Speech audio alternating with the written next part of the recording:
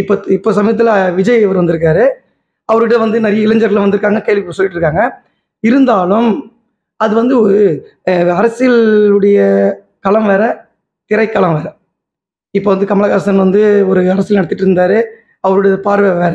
அதுக்கப்புறம் கடைசியில் பார்த்தீங்கன்னா, அவரே ஒரு கூட்டணி போட்டு, நாளைக்கு இது என்ன நடக்குதுன்னு சொல்லாம, இப்போ கடைசியில் வந்து உங்களுக்கே தெரியும், நிலைமை வந்து அவருக்கு நிலைமை இதாகி போச்சு.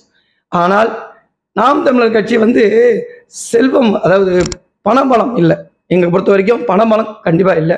நாங்கள் ஒவ்வொரு செயல்பாடு செய்யும்போதும் எங்களுடைய தனிப்பட்ட முறையில் நாங்களே வந்து அந்த தேவையான உதவியை வந்து மக்கள்கிட்ட தான் நாங்கள் கனெக்ட் பண்ணிட்டு வரோம்.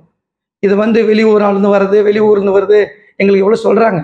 ஆனால் உண்மையான பதில் பார்த்தீங்கன்னா, எங்களுக்கு தேவையான எல்லா உதவிகளும் நாங்களே போய் ஒவ்வொரு இது இது நேரடி கேட்டு தான் வாங்குகிறோம். அதேமாதிரி மற்றவங்க வெளி தொடர்புலேருந்து கொடுக்குற மாதிரிலாம் எங்களுக்கு கிடையாது. அதேமாரி இதில் சேர்ந்த உறுப்பினர்கள் எல்லாமே மனப்பூர்வமான ஒரு ஒரு இதில் தான் சேர்ந்தோம். இப்போ நான்லாம் வந்து நாம் தமிழர் கட்சியில் சேர்ந்தது காரணமே ஒருத்தர் சொல்லி எனக்கு சேரலை. அவருடைய பேச்சு கேட்க கேட்க யூடியூப்லேயும் பார்க்க நம்மளுக்கு ஒரு ஈர்ப்புனால தான் நாங்கள் வந்து அதில் சேர்ந்தோம். அதனால் அவ்வளோ சீக்கிரம் நாங்கள் வந்து கட்சி விட்டு வெளியே வர முடியாது. இன்னொரு கட்சிக்காரன் கூப்பிட்றான்னு சொல்லிட்டு பதவி தரான்னு சொல்லிட்டு நாங்கள் போகிற வாய்ப்பு இல்லை. அதனால் நாளைக்கு விஜயோ இல்லை நாளைக்கு யார் வந்தாலும் இவருடைய கொள்கையை என்னைக்கு மாற்றாமல் இருக்கிறாரோ, இப்போ அண்ணன் சொல்லுவார், எங்கள் தம்பிகள் நாங்கள் வந்து கைவிட மாட்டோம், அவங்களுடைய என்றைக்குமே நான் வந்து அடகு வைக்க மாட்டேன்னு அவர் இன்னும் இதுவாக இருக்கார்.